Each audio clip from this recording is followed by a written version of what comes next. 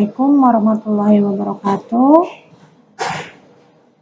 Bertemu lagi dengan saya Ibu Tresna pada RPS Keperawatan Komunitas 2 Prodi S1 Keperawatan Stikes CPIB Majalengka tahun 2021-2022. Mata kuliah Keperawatan Komunitas 2 dengan bobot mata kuliah 3 SKS semester 6 Prodi S1 Keperawatan dengan dosen pengampu saya sendiri Tresna Komalasari.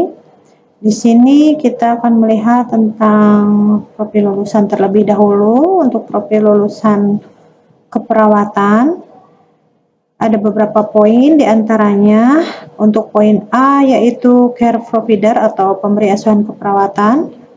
Poin B, komunikator, interaksi dan transaksi dengan klien, keluarga, dan tim kesehatan. Kemudian selanjutnya edukator dan health promotion, yaitu pendidikan promosi kesehatan bagi klien, keluarga, dan masyarakat.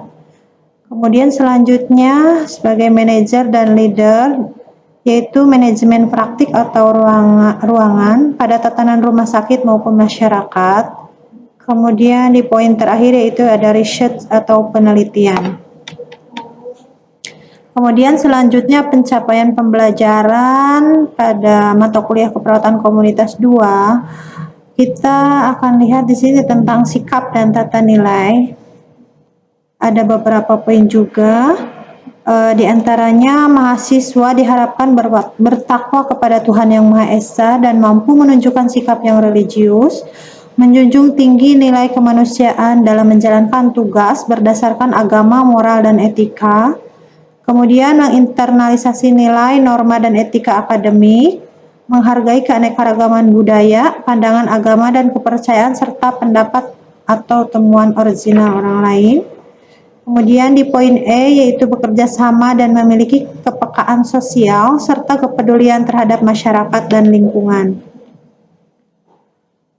Untuk pengetahuan secara umum, di sini mahasiswa diharapkan menguasai teknik atau prinsip dan prosedur pelaksanaan asuhan atau praktik keperawatan yang dilakukan secara mandiri ataupun berkelompok pada bidang keilmuan keperawatan komunitas. Kemudian selanjutnya pada poin B, pengetahuan secara umum, di sini diharapkan mahasiswa menguasai konsep dan teknik penegakan diagnosa asuhan keperawatan. Kemudian di poin C, menguasai konsep, prinsip, dan teknik penyuluhan kesehatan sebagai bagian dari upaya pencegahan penularan penyakit pada level primer, sekunder, dan tersier. Kemudian selanjutnya menguasai prinsip-prinsip K3, hak dan perlindungan kerja nurse, keselamatan pasien dan perawatan berpusat atau berfokus kepada pasien. Selanjutnya kita lihat tentang keterampilan khusus pada mata kuliah keperawatan komunitas 2. Di sini ada beberapa poin juga, diantaranya yaitu diharapkan mahasiswa mampu memberikan asuhan keperawatan pada area spesialisasi keperawatan komunitas, kemudian mampu menyusun dan mengimplementasikan perencanaan asuhan keperawatan sesuai standar asuhan keperawatan, kode etik perawat, yang peka terhadap budaya, menghargai keanekaragaman etnik, agama, dan faktor lain dari klien, individu, dan keluarga ataupun masyarakat. Sedangkan keterampilan umum pada mata kuliah keperawatan komunitas 2 di sini diharapkan bekerja di bidang keahlian pokok untuk jenis pekerjaan yang spesifik dan memiliki kompetensi kerja yang minimal setara dengan standar kompetensi kerja perawat. Kemudian yang kedua yaitu membuat keputusan independen dalam menjalankan pekerjaan profesi perawat berdasarkan pemikiran yang logis, kritis, sistematis, dan kreatif. Pada poin selanjutnya yaitu dapat menyusun laporan atau kertas kerja yang menghasilkan karya desain di bidang keahlian berdasarkan kaidah rancangan dan prosedur baku, serta kode etik profesinya yang dapat diakses oleh masyarakat akademik. Kemudian di poin D, meningkatkan keahlian keprofesiannya atau profesi perawat pada bidang yang khusus melalui pelatihan dan pengalaman kerja. Selanjutnya ada kemampuan akhir yang harus dimiliki oleh mahasiswa di sini, yaitu setelah mengikuti kegiatan pembelajaran pada mata kuliah keperawatan komunitas, bila diberi data ataupun kasus dihadapkan terhadap situasi yang nyata, mahasiswa memiliki kemampuan yang pertama dapat merencanakan asuhan keperawatan komunitas dalam rentang sehat dan sakit. Kemudian yang kedua, mahasiswa dapat menyusun rencana asuhan keperawatan komunitas yang berfokus pada peningkatan kesehatan dan pencegahan penyakit minimal pada area sekolah dan kesehatan kerja dengan menggunakan pembelajaran berbasis proyek ataupun pengabdian terhadap masyarakat. Nah, kemudian selanjutnya di sini ada bahan kajian pada semester yang akan kita pelajari pada semester ini, yaitu yang pertama ada review konsep promosi kesehatan, yang kedua konsep perawatan di rumah, yang ketiga konsep kesehatan di sekolah, yang keempat aspek agregat dalam komunitas, agregat anak dan remaja, kemudian aspek agregat kesehatan wanita dan pria, aspek agregat dalam kesehatan lansia, yang ketujuh, aspek kesehatan populasi rentan, diantaranya penyakit mental, kecacatan, dan populasi terlantar. Kemudian yang kedelapan yaitu aspek komunitas dengan masalah kesehatan populasi penyakit infeksi. Kemudian selanjutnya yang kesembilan ada aspek komunitas pada masalah kesehatan populasi penyakit kronik. Yang kesepuluh terapi komplementer dalam keperawatan komunitas. Nah, itu teman-teman diantaranya yang harus dibahas di dalam semester ini. Ada 10 pokok bahasan. Kemudian selanjutnya di sini ada peta pencapaian pembelajaran. Kita lihat seperti apa petanya. Di sini dari mulai diawali dengan tabelnya, kita lihat di sini diawali dengan yang pertama diharapkan mampu menyusun rencana asuhan keperawatan berfokus pada promotif kesehatan. Kita lihat ada beberapa tabel di sini atau bagan. Teman-teman bisa lihat di sini bagannya dari mulai pertemuan pertama hingga evaluasi tengah semester dan evaluasi akhir semester. Nah, selanjutnya untuk rencana pembelajaran semester ini untuk dosen pengampu saya sendiri dengan Kaprodi Ibu Hera Hijriani Eskapnes Mkep dan Wakil Ketua 1 Bidang Akademik Ibu Ruri Yuni Astari telah disahkan pada 20 Februari 2022 semester 6 dengan bobot SKS 3 SKS.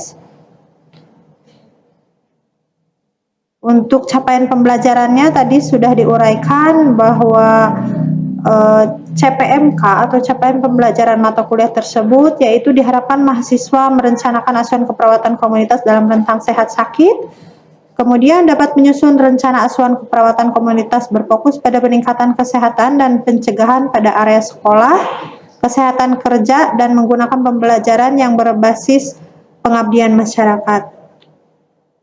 Ini untuk deskripsi singkat mata kuliahnya, bahwa mata kuliah ini membahas tentang asuhan keperawatan komunitas dan pembahasan yang terkait isu dan kecenderungan masalah kesehatan komunitas dalam konteks pelayanan yang utama dengan penekanan pada peningkatan kesehatan, pencegahan penyakit, pemeliharaan kesehatan pada area-area khusus di keperawatan komunitas seperti keperawatan kesehatan sekolah, kesehatan kerja, keperawatan di rumah atau home care, jaminan mutu pelayanan komunitas, penekanan pada peningkatan kesehatan, pencegahan penyakit, dan pemeliharaan kesehatan. Untuk materi pembelajaran dan pokok bahasan sudah tadi disebutkan atau dijabarkan, ada 10 pokok bahasan. Teman-teman bisa lihat di sini di slide PPT-nya. Nah, berikutnya ini adalah buku-buku yang digunakan atau kepustakaan yang digunakan untuk mata kuliah keperawatan komunitas 2. Di antaranya ada buku IPPKI tahun 2017, kemudian ada Eisen L 2011 dengan buku Behavioral Intervensi, kemudian Allender et al. Tahun 2011 dengan buku Community Health Nursing, kemudian Anderson atau McFarlane 2011 dengan buku Community Partner Teori dan Praktis Nursing, dan sebagainya sampai poin R. Kemudian selanjutnya media pembelajaran yang digunakan di sini ada laptop, infocus, internet, diskusi, slide PPT, audio visual ataupun YouTube. Untuk bobot penilaiannya di sini pada mata kuliah keperawatan komunitas 2 yaitu dari penilaian UTS diambil kurang lebih 30%, untuk UAS 30%, tugas 20%, absensi 20%. Dan kita lihat di sini untuk tim teaching saya sendiri pada mata kuliah prasyarat keperawatan komunitas 2. Untuk jadwal pembelajarannya di sini untuk kelas 3A dan 3B di sini saya gabungkan karena masih sama dosen pemberi materi atau dosen pengampunya, hanya saja waktunya yang berbeda. Untuk kelas A itu dilaksanakan hari Senin, untuk kelas A hari Selasa, dan untuk kelas B hari Senin.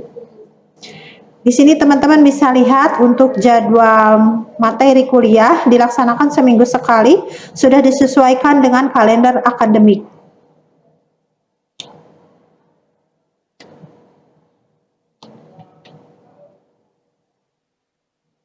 Masih sama.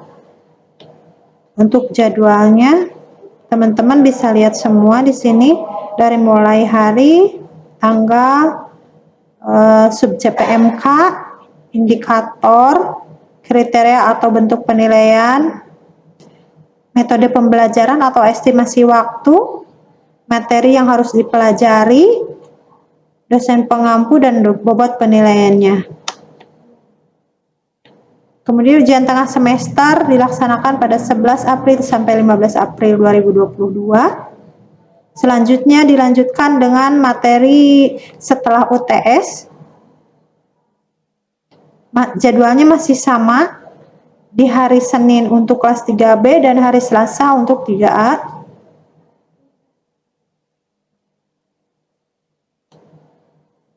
Kemudian ujian akhir semester atau UAS dilaksanakan 4 Juli sampai 8 Juli 2022. Kemudian ini untuk kisi-kisi objektif atau tes objektif.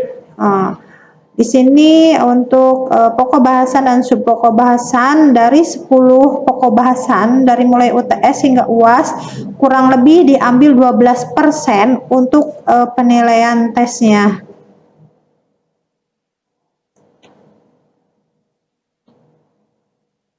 Selanjutnya ada kontrak pembelajaran di sini yang sudah saya buat.